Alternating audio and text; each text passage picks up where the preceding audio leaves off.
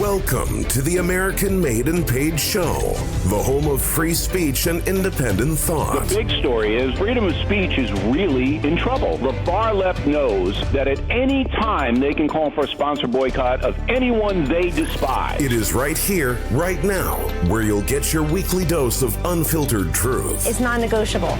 Pre-existing conditions will be protected. This president has said this as a candidate. Insight. Very few people I know could have handled it. We can never, ever let this happen to another president again. And information that challenges the American way of life.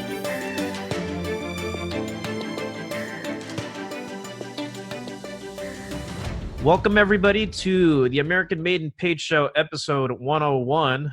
Love saying that. Now that we're past 100, I'm just going to start saying 102, 103, that type of thing. It just feels good to know that you've done 100 episodes. And you know what? I'm just going to say real quick before we start this, I don't care if the first 100 episodes were trial episodes. It's okay if they were rough and hammed and, you know, a little bit janky baby here and there. Background. Yeah, with baby in the background. It's going to get better. I'd rather that we keep this going because I know that a lot of you are very diligent listeners of the show. And I really appreciate you guys taking the time out of your day to make the American Made and Paid Show part of your listening diet. You're not always going to get structure, and you probably won't always get something that's polished. But what I can say is that you're always going to get something that makes you think, right? And, you know, sometimes you hear two guys rambling. It is what it is. But as it grows and it evolves and, you know, things get more sophisticated, we'll have call-ins and that type of thing. And yeah, who knows, right? All we know is that right now we like to talk about some of these ideas,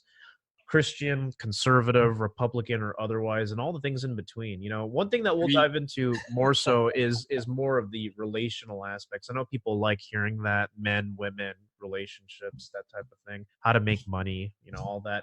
But yeah, one thing that I wanted to touch on today was a little bit more about AOC's policies, you know, an updated website now talking about a just society. You know, that's her big pitch here. And I think if she's going to try to win re-election, she's going to have to be a little bit more outspoken about these. You know, I know a lot of conservatives and Republicans or whatnot are rolling their eyes at AOC, but she is a threat. She's a very big threat when it comes to the liberty and the republic that we still stand for, and just Christian values in general, because, you know, there is no part of what she pushes that is remotely prosperous for people or individuals as a whole. So AOC, if you guys go on her house website, you can look at some of her beliefs, which shouldn't surprise a lot of you, but she believes in a just society, you know, as it writes, to protect our communities and uplift our neighbors, whatever that means, and combating,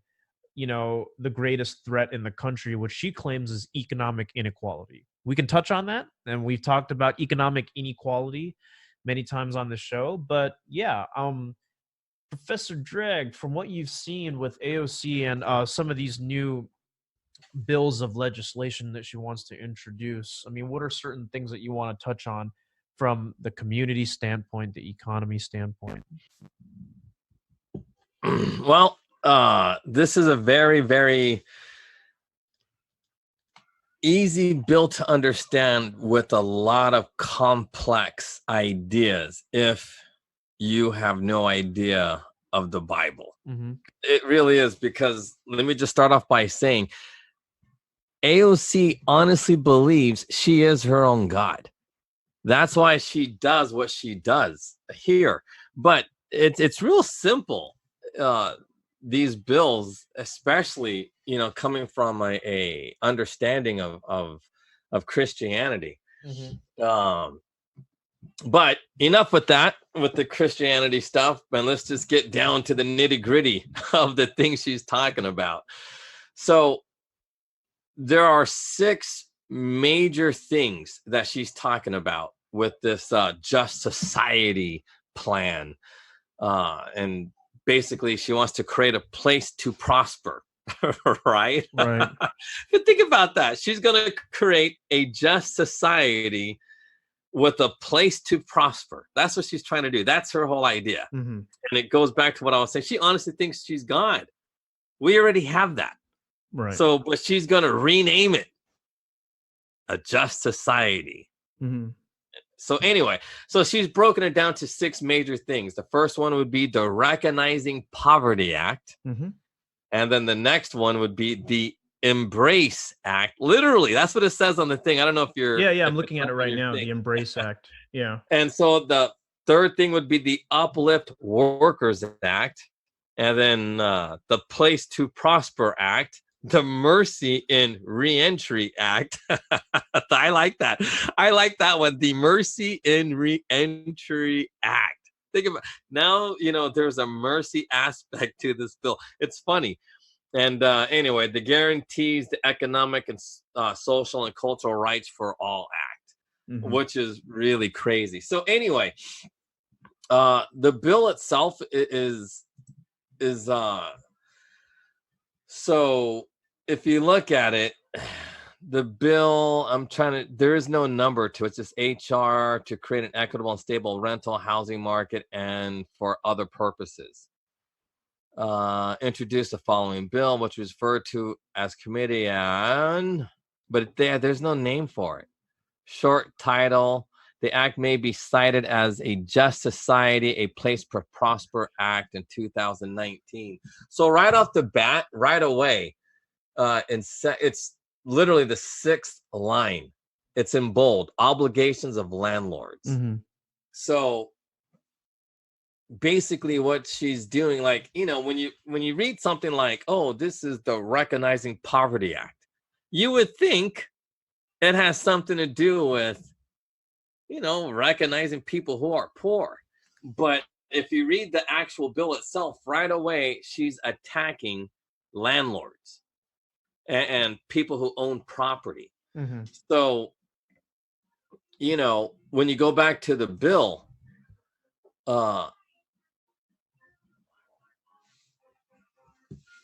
what she's trying to do right away is, and I'm going to read directly from the bill. So she is trying to destroy people who own private property. Right. So, and right off the bat, line 8, obligations, a covered landlord. 1, may not, when a residential lease expires, increase monthly rent by an amount greater than the percentage increase, if any, over the preceding 12 months in the Consumer Price Index for all urban consumers. Mm-hmm. But people don't get it. That's insane. That is literally insane. Anyway, and I'll further on. Or 3% of the average monthly amount paid for the same unit for each month that the unit was occupied during the previous 12 months, whichever is greater. Mm-hmm. That's insane. Because here's the thing.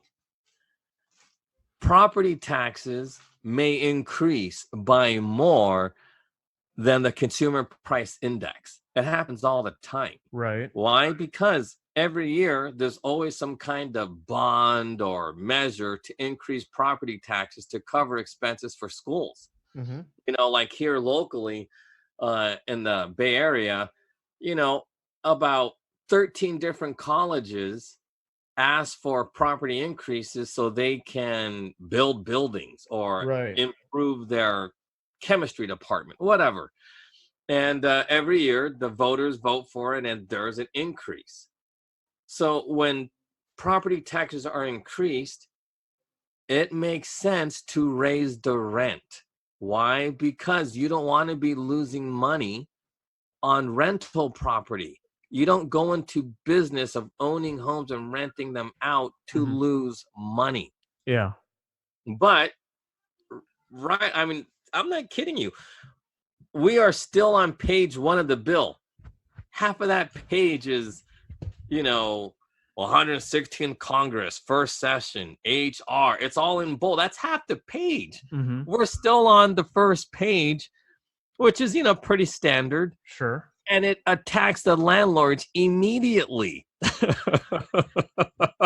It's almost like they can't set their own prices. They're already government intervention with price fixing.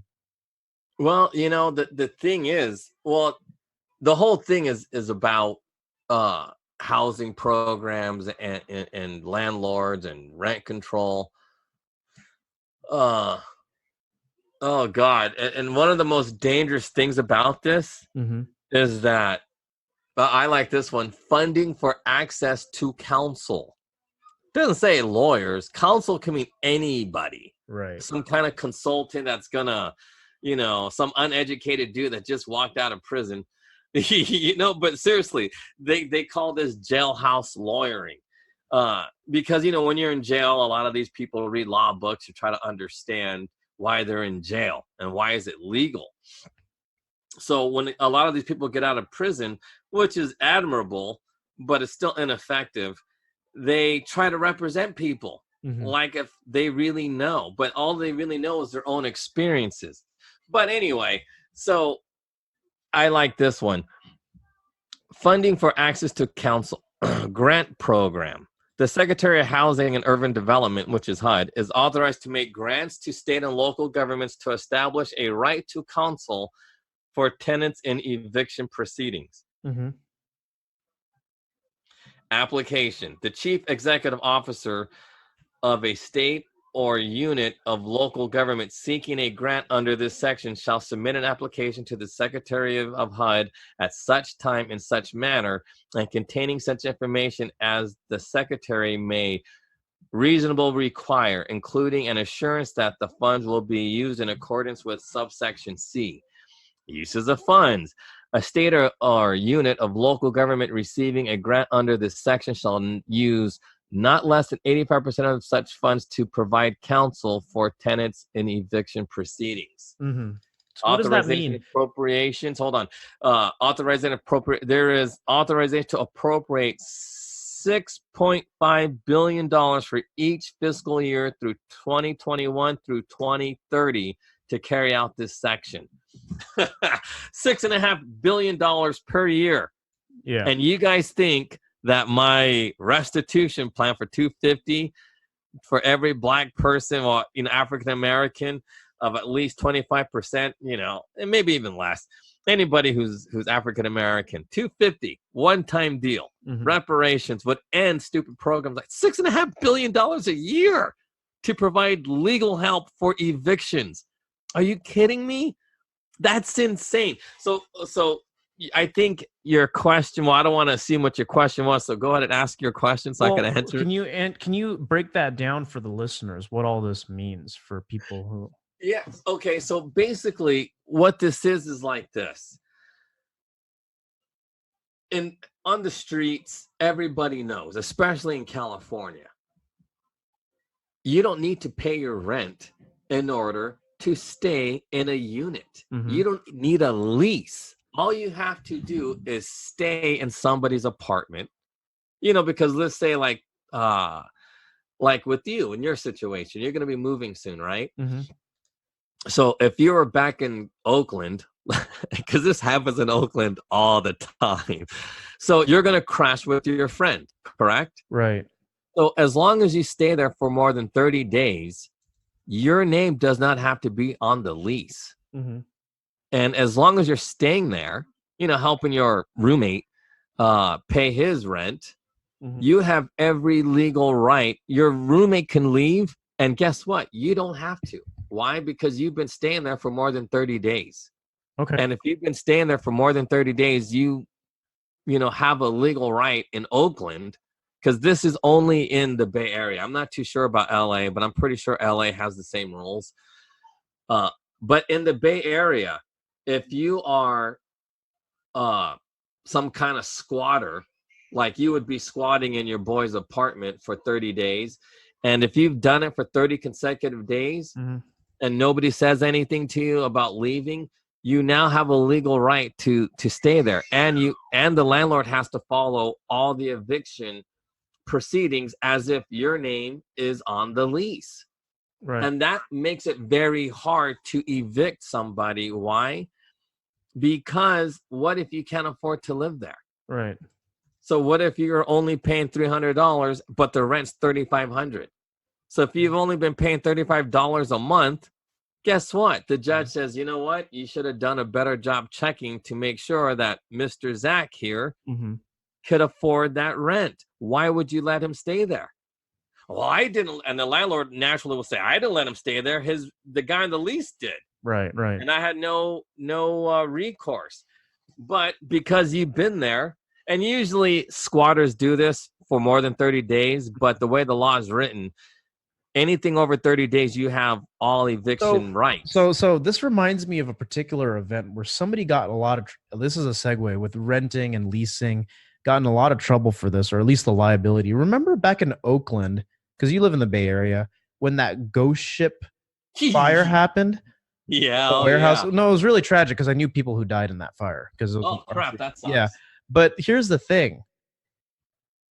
This is how housing is when it becomes really, really expensive and overly controlled in these areas. Is the story behind that ghost ship fire that happened a couple years back in Oakland with these artists is, well, first of all, it's a warehouse, right? Which means it's not purposed for living in. A warehouse is solely only for storage of like non-flammable, non-hazardous materials, right? But you had people that were squatting there. In fact, the way they would do it would be like they would lease you the space, and then people would just build artificial walls in the warehouse and basically squat and live there. So people were living there like, these hippies and artists and all that kind of stuff.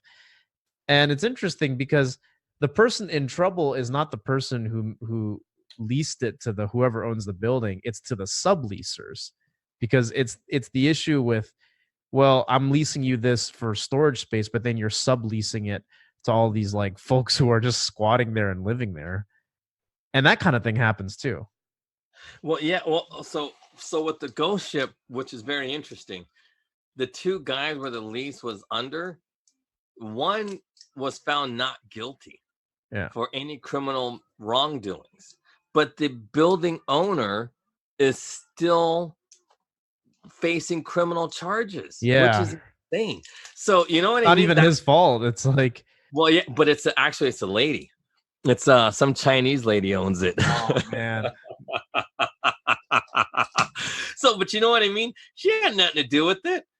But it's a commercial property, so commercial property is way different than residential.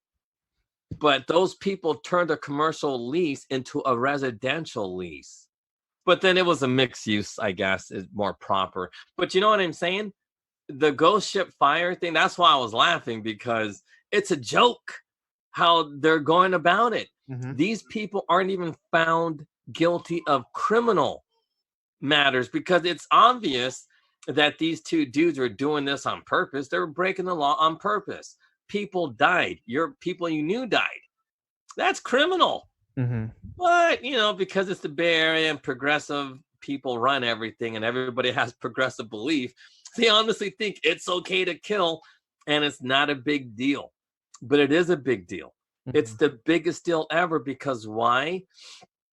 Instead of going after the people who are responsible, they take advantage of people who gave them a good deal. Because come on, if I'm the landlord, I'd be like, hey man, you guys do this, do that. But this lady was cool with them. She's like, hey, look, I get it. You guys are artists, hippies. You guys live this weird lifestyle. Go ahead. Just pay me the rent. I'll be fine with it. And now they're trying to blame her for everything. Oh no, she was a bitch and all this other stuff. You know what I mean? The ghost ship thing is a massive joke that this is allowed to happen. Yeah. So this lady was cool with these people. Who else would give artists spaces to do their work in such a fashion? Dude, they had RVs parked in that place, using propane gas and all this other stuff inside the building. Dude, it was insane. Mm-hmm. It was an insane setup. But anyway, going back to this AOC law. So I'm hoping that the people listening understand that a lot of people who are quote unquote renting out a property do so illegally in big cities like Oakland, like New York, everywhere. Because why? A lot of people can't afford rents and they try to get over on people. So here's the thing. When a person, going back to my example of you, Mm-hmm. subleasing a $3,500 apartment, which is very common in the Bay Area. $3,500 rents is very common. So if you could only afford $35 a month, because that's what you were paying your rich friend who was paying, $28.65 a month while you paid $35. The judge is going to be like, look, Zach was staying there for about a year. He's going to stay an extra 12 months at $35 a month until he finds, something to do. Mm-hmm. Why? Because it's basic case law that for the amount of months that you stayed there, paying a certain amount of thing, they will double it in order for you to get out and find a place comparable or make other arrangements. That's what happens. And that's without an attorney. Okay. So now AOC is saying, guess what? We're going to create a 6.5 billion, 85% of $6.5 billion. We're going to create a brand new industry for attorneys to represent broke ass people to sue landlords. Mm-hmm. Think about that. Yeah. 85% of 6.5 billion has to be around at least 5 billion. Mm-hmm. Over 5 billion. So that's what, the Recognizing Poverty Act, or is that the Place to Prosper Act under AOC? Well, see, but that's the point. It's technically she's claiming all of these 6 different things, but her actual bill, so going back to like the whole Recognizing Poverty Act, the Embrace Act, the Uplift Workers Act, the Mercy, she's calling it all of these different things, but they're just bullet points. So if you click on Uplift Our Workers, mm-hmm. it's just platitudes. It's let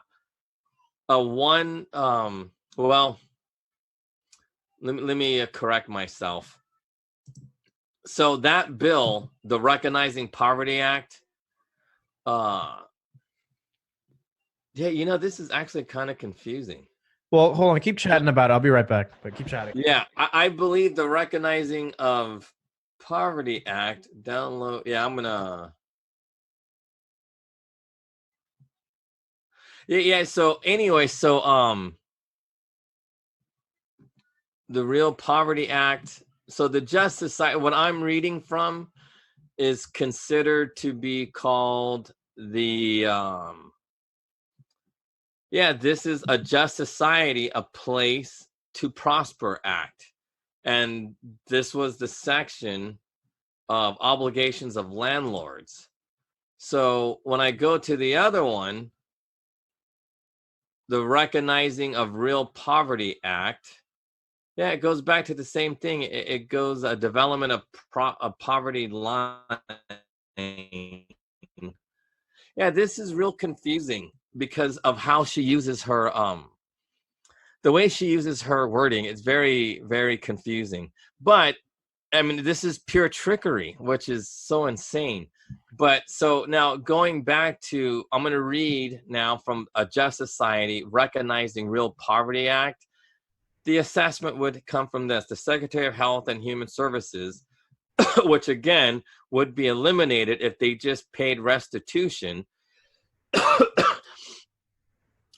shall make a contract with the Committee of National Statistics of the National Academy of Sciences, which is basically the museum people, to assess adequacy of the poverty line as defined in section 673 subsection 2 of the Community Services Block Grant Act, USC 99022, as a measure of resources family need to afford basic goods and services. Mm-hmm. Which is all crap. I mean, this is just because this is like a lot to read and I'm skimming through it, but this is insane. So like, for example, the self-sufficiency standards initially developed by Diane Pierce and wider opportunities for women. Who is this Diane Pierce? This is just a random lady who's an extreme socialist.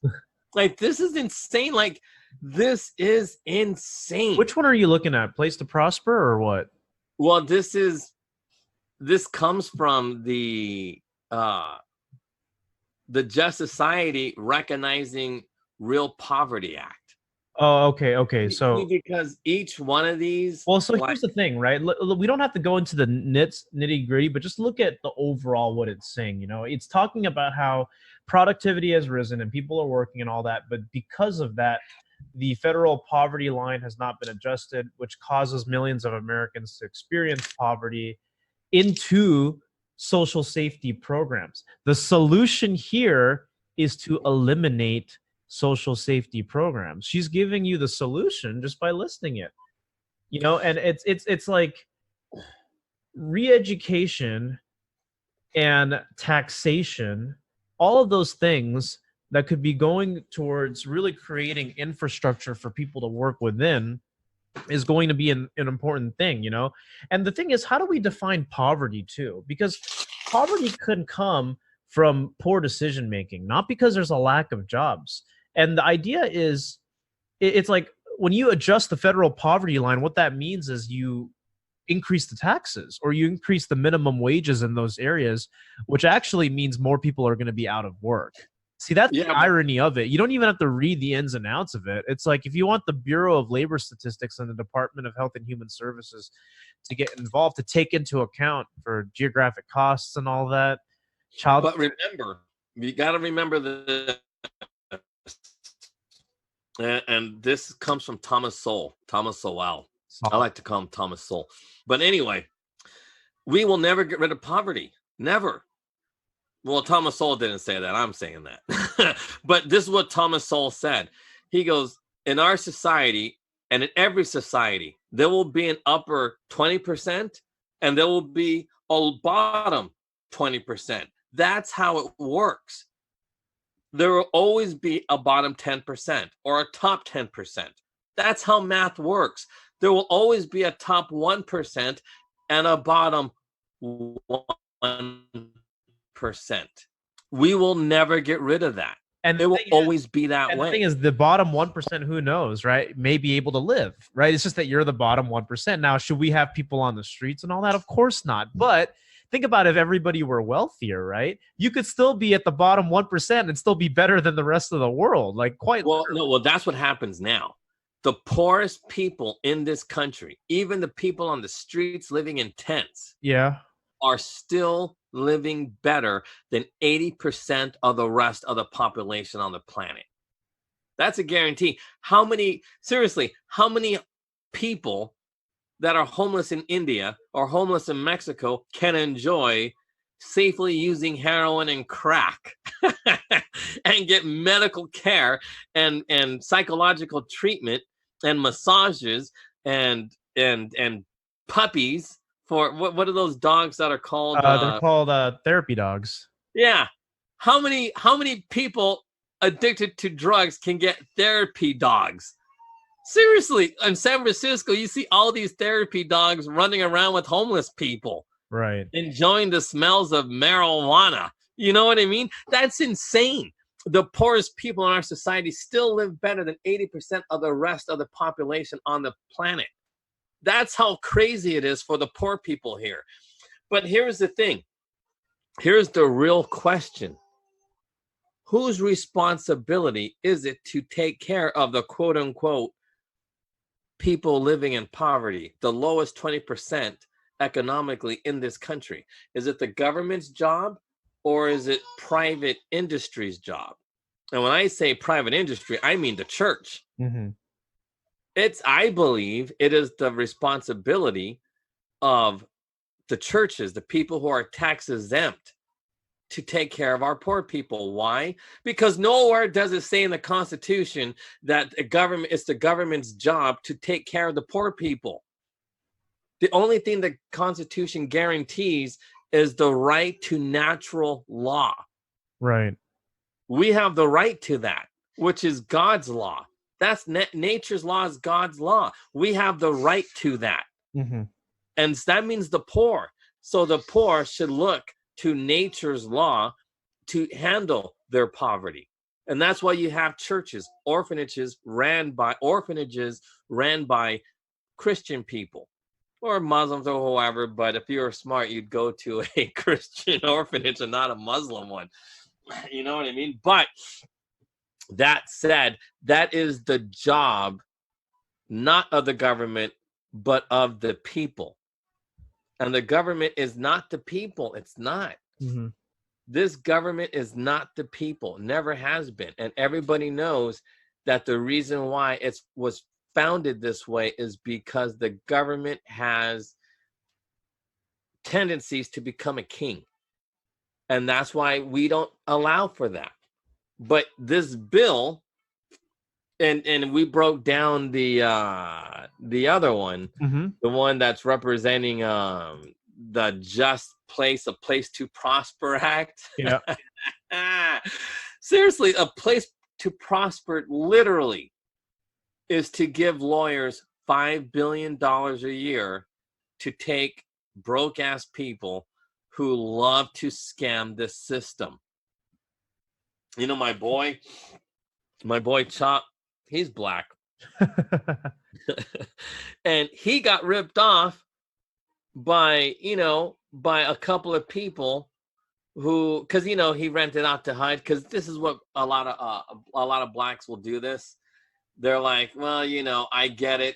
You know what I mean? Yeah. You're on HUD, so we're gonna allow HUD people to come in. What this people do, when a person gets out of prison, they moved in the boyfriend, the dude was a drug addict, and a lot of things were happening because of this drug addict that was there. My boy Chop was liable for this drug addict's actions, and he created all kinds of craziness, and he didn't even know that guy was there. But then, the judge ruled against him, and he had to allow this HUD person to get in, for free rents and all this other BS. But you know what I'm saying? He's a Christian, dude. Chop's Christian. Right. So, you know what I mean? Out of the goodness of his heart, he's renting out to people who normally wouldn't get a place, but the government allowed for all of these things to happen, and it cost him boatloads. Like, he lost about $50,000. So he was basically scammed. Well, not him personally. The insurance company ended up paying. But you know what I mean? And you get burned like that. So he's like, hey, man, I'm not going to rent out to HUD people anymore because of what had happened. Because, why am I liable for people they're bringing in? They're the ones that brought that person in. I couldn't get rid of them because they brought him in. And that's you know what I mean? So he went through something like ghost ship, but not so extreme. It was just, the boyfriend of the person that, the single mom that he leased out to. Yeah. Leased it out to her. She still brought him in, and she sued him. You know what I mean? For something her boyfriend did. Right. And that's insane. And the thing is, he lost because that's how it works in the Bay Area. The landlord has no right. So, the landlord has to be very careful. And it's like, you know what? For now on, I'm only renting out to people who could afford the $3,500 because, he has houses. So, you know what I mean? So, but he lost a lot. So, man, like the penalties are stiff, because I forgot exactly how much came out of his pocket. Because, there's punitive damages. Insurance companies don't pay on punitive damages, but the cumulative damages was like $50K. The insurance company paid that, but the punitive damages, God knows how much that was. He didn't tell me. He was like, yeah, Snoop, I lost everything. You know, he still got 2 houses. But, in theory, if you have 2 houses in the Bay Area, you should have like you should be worth like $3 million minimum. But he said he's only worth about, like, right now he has like $500K. And he goes, and he has a lot of debt. He goes, yeah, but my equity is still like at 500. And he has a lot of debt. Yeah. So, man, oh, man. But can you imagine that BS? So the health issues that she got from her drug addict boyfriend, he's liable for that crap. Yeah. all liable. And but either way, AOC is now saying, look, it's the government's job to create these industries where we make believe that we are taking care of poor people. So here's the thing. Think about this. $6.5 billion is going to go to these attorneys and the people who hire, the go-between between the attorney and the social services or whoever that connect the attorney with the poor person, right?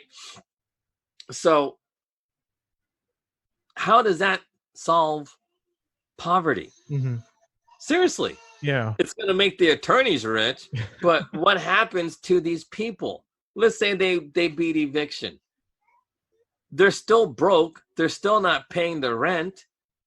And eventually they're going to get kicked out because that's how evictions work. Basically, if an eviction, it prolongs your ability to stay there. So you're given an extra year, maybe 2 years, but eventually you're going to get kicked out. Eventually you're still going to stay poor. Right. So, how does this solve anything? $6.5 billion. The acceptance here needs to be, at the end of the day, people understanding what causes poverty, right?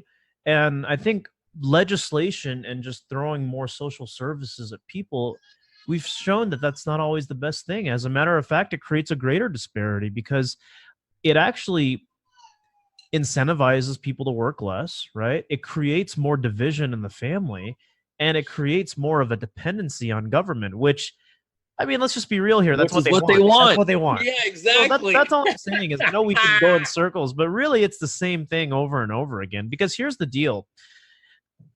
Like we always when we started off the show and we talked about real conservatism, the first place we went to was that period between 1865 and 1913, right? Where in those 40-some years, this was before the IRS existed. This was before FDR's policies. This was before Woodrow Wilson instilled progressive policies. And people were working together. You had the church, you had the sheriff, you had the businesses. People ran their own saloons, their own bars, their own, manufacturing plants and all of that. And you didn't have social services, but you had the churches. It goes back to what you were talking about from the very beginning. And what it did was it created a sense of camaraderie. It created what they call, the whole restoration. Well, the real word is reconstruction, the Reconstruction era, right? Yes. And literally, that's what it was all about. It was all about rebuilding. And people took care of themselves. And you have to understand, like you were saying, the white soldiers from the Civil Wars, they fared worse because they didn't have jobs, and there was no veterans associations, no VA to take care of them. Well, they didn't have a job because they didn't know how to work the farms. They seriously did not know how, as it says in the Bible, they didn't know how to till the ground. They didn't. Right. Who knew how? The blacks. The blacks knew. And that's why it was so messed up for white people. And in theory, they still haven't recovered. I know. And, well, it's that progressive policies and, ridding this country of Christianity, really extinguishing it completely. I know a lot of, Democrat politicians will still say, God bless America, right? Liberty and justice for all. But, they don't really believe it, because if that were the case, you would give people the opportunity to hang on to their rights and hang on to their religious beliefs. Another thing I wanted to talk about here is AOC's guaranteeing the economic, social, and cultural rights for all. In other words, the Equality Act, which is an infringement on First Amendment rights, because what that means is you have to acknowledge someone as a woman just because they say so, even though they're a liar. I'm not even going to say it's not true. You can just say that those people are lying, and you have to believe someone's lies. You have to confirm your commitment to economic and social justice and cultural rights for the minority communities, when in reality, they're not a discriminated body. They invented that. Well, okay, but here's a very people really have to start looking at this point in this type of manner. Yeah. How are you going to guarantee somebody's quote unquote culture? Seriously, how does a government do that? The government should stay out of it. Well, I'll tell you how. Look to China. Yeah. If you look at how they do it in China, that's the only way you can guarantee your culture. It is the way the communists do it in China. By extinguishing all others. Exactly. No, but people don't understand. Well, I mean, look at the Kurds. This is really complicated for most people, but when people think of Kurdish people, they think, oh, Muslims. But that's not true. A Kurd it was like an old time country. You know what I mean? It's kind of like 25,000 years ago. There was a country where the Kurds all came from. It's like the United States. You know, there was Muslims. Well, the reason why there's Muslims is because of the Ottoman Empire. You know what I mean? Like all of those crazy ass Muslims from way back then. They just went after. They went after the Jews and see, because here's the thing: why in Israel do they have so many Kurds? Because those Kurds happen to be mostly Jewish or Christian. Yeah. And anyway, so but obviously the Christians were the ones who were slaughtered in the Kurdish ethnic group. Yeah. I mean, there are some, like in the Bay Area, most of the Kurds are Christian in the Bay, but there's only like 5,000 maybe, but there's not a lot. But in Israel, there's like 200,000 Kurds. Mm-hmm. And so you know, how does somebody guarantee cultural rights or whatever? By making everybody the same. And you know, like communists. In communism, it's atheism. Like everybody has to be an atheist. There is no religion in communism because their God, everything comes from science, which is man-made according to a communist. And that's why it's always been atheism. And, you know, if you're not an atheist, then you pose a threat to communism. It's just how it works. There has never been a communist society where it's a Christian communist country. Right. Or it's a, you know, Jewish communist country. It's never been that way. The USSR was successful at destroying the Jews and the Christians. Why? Because they were communists in the old USSR. That's how it works. You want to know the interesting thing that I have to get across is that Christianity implicitly encourages diversity without sacrificing sovereignty. If you think about it, it encourages diversity without sacrificing sovereignty. Because you know how some white people are afraid that their race is going extinct, which it's kind of true. White people ain't breeding, not at the rate immigrants are. But what I'm trying to say is, if you followed the Bible, you would be having babies, and there would just be a lot of everybody. And the truth of the matter is that that's true. It is God said to be fruitful and multiply, keep my commandments, and, you know, spread the gospel to all living creatures, regardless if they're black, yellow, red, and white. But maintain your country's sovereignty, because one world government is an antichrist new world order. Yeah.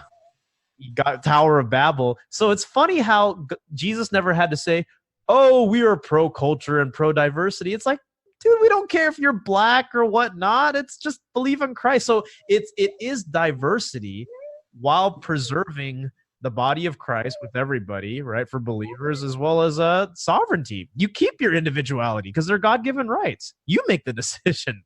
I'm not. No, but think about this, and this is why I know this is a Christian country. I'll tell you why. Because initially, all the franchises used to be like Kentucky Fried Chicken, which is basically something from the South. McDonald's, Chick-fil-A, which is growing, and it's a Christian chain too. No, but check this out. What? Now we got quote unquote Taco Bell. You know what I mean? And Taco Bell that's Mexican food. We have successfully entered Mexicans into our culture. Watch, this is why we have fast food, Mexican food, Taco Bell, run to the border. Panda You Express. know what I mean? Panda Express. Yeah, and Panda Express. And before Panda Express, it was Mr. Chow, you know, Chinese fast food. But that's the whole point. The whole point of Christianity is to incorporate others, the good of others, and make it into our own. And create and still maintain their culture while still being an American. That's why when people say there's nothing wrong with holding on to your culture, dude, I hold on to my Chinese culture like crazy. I've got nothing to do with the nation of China, right? But my Chinese heritage for sure. But dude, I'm going to vote conservative. I'm an American, you know, first and foremost. Yeah. And I don't know why progressives can't wrap their heads around it. They're just like, oh, well, we need everybody to be one thing, collectivism. And it's like, no. And you know that funny video of that guy wearing like a sombrero walking through a Mexican neighborhood and he's white? Guess what? Their reactions were? They were appreciative of him doing that. It's only the liberals that get all mad when you wear a Pocahontas outfit. You know? No, what do they call? That's cultural appropriation. Yeah, I know. But I'm telling you now, Taco Bell is just as American as Der Wiener Schnitzel. It's just how it works. Yeah, you know what I mean? And that's the beauty of I mean, because hell, they don't celebrate Cinco de Mayo in Mexico. They don't. I know, it's here. That's an American thing. Why? Because this is what Americans do. It's like chimichangas, you know, that's not Mexican by any means. That's very American. But anyways, you see what I'm trying to say though, right? So the whole thing about the whole guaranteeing economic, social, and cultural rights for all, that's not necessary. If you're truly a Christian country, you don't need a government to mandate rights that you're already born with. They're just trying to create better rights for certain types of people and no rights for other types of people they don't like. That's all it is. Well, see, but that's the point. If it's the government's see, because here's the thing, and this is why, you know, I really want to make this point heavy and hard, because Christians need to wake up. They need to know that it is not the government's job to, one, take care of the poor. It's not their job, and it's not their job to create and determine culture. That is the job of Christian people. That's like, seriously, we should be well, not we, but in theory, the Christians should be setting the examples of how culture is made. Mm-hmm. Seriously, because I'm not saying a Christian dude create a Taco Bell, but the acceptance of loving your neighbor and inviting them into your neighborhood to have a Taco Bell or any taqueria or Chinese place that, you know, because there's a lot of Chinese restaurants. Mm-hmm. You know what I mean? And that is a Christian principle. It's literally one of the commandments. Loving your neighbor is to accept their, in Indians' cases, stinky food, because that Indian food is stinky. But hey, guess what? We try it, we eat it, and you know, when there's a Indian fast food, then you know that it's really working. But yeah. But think about that. How many Christians honestly believe that? Or even know that? That, you know what I mean? Because how many times has anybody ever said Taco Bell is American food? It's already become so assimilated that it. Yeah. I mean, hell, there's no such thing as an enchilada in Mexico. Yeah. But, you know, it's just made up American stuff. That's the thing that we always say about Panda Express, and I always think it's funny, right? Is that, dude, General Chow's chicken was invented in America, not China. And fortune cookies. Yeah. Fortune cookies are an American invention. Yeah, and fortune cookies were made in San Francisco. Yeah. It's in Oakland. The Fortune Cookie Factory is in downtown Oakland. I used to go there, actually. Yeah, no, but isn't that crazy? But that it's not that it's crazy. It's that it reaffirms my point. It reaffirms that culture and diversity can coexist with American values and American. But it was designed that way. Christianity is designed that way, loving your neighbor. Because here's the thing, in any other country, had it been Russia, North Korea, Germany, right? Yep. or China, it's like any other culture would be considered, bourgeois or whatever. And, like the whole Cultural Revolution in the 60s was basically purging anything that wasn't communist or Chinese. Like you have all these people like getting rid of their Western, Yeah, no, but material. just look around. Just look around. Go to Russia, go to China. Do you honestly see all of those Taco Bells in China? Well, slowly and surely now, but not as. No, but think about it. At what cost? See, you don't see the fast food places or what it represents like in America as you do in China. Why? Just like what's happening to the Houston Rockets. The owner of the Houston Rockets, because Yao Ming played for the Houston. The Houston Rockets is this restaurateur. Is this guy? What's his face? I feel like I've heard his name mentioned before. Yeah, I forget who, but he actually complained. He made a complaint about the Tillman Fertitta. Tillman Fertitta is the owner of the Houston Rockets. He's like a billionaire.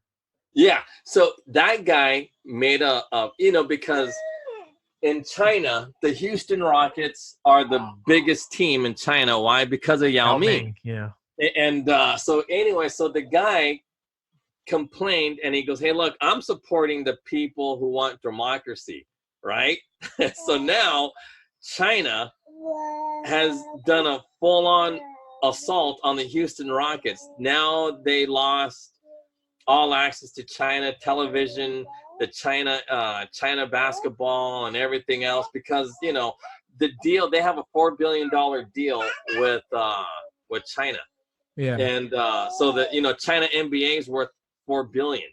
And they didn't get kicked out because that's a lot of, because of, I don't want to say obviously, but I mean, China basketball is right up there with the NBA, but Chinese like to see the NBA players more than the Chinese players. But on that note, hold on. Technical difficulties. On that note, so the Chinese government's like, man, we can't lose the NBA because it's a huge part to generate revenue. Mm-hmm. But on the other hand, we can't allow this guy to go against what we're doing and squashing these protesters. So you got Adam Silver from the NBA director trying to make amends. But the thing is, this dude from Houston is correct. It's anti-American, which is saying anti-Christian. So it's the Christian way to allow these protesters to do what they're doing because they do have rights from God. It's not rights from the government. The rights of the people do not come from the government. That's what these protesters are saying. Whether they're Christian or not, they're still correct. And, for the Houston Rockets to admit that, that's a great thing. So will you ever see Taco Bell and everything else? Well, yeah, if they submit to the belief that everything comes from the government. And that's why franchises can't successfully spread in China the way it has in the United States. Because in the United States, who wants to work at Taco Bell? The lowest of the low. Mm-hmm. I don't know how it is in China, but I'm pretty sure,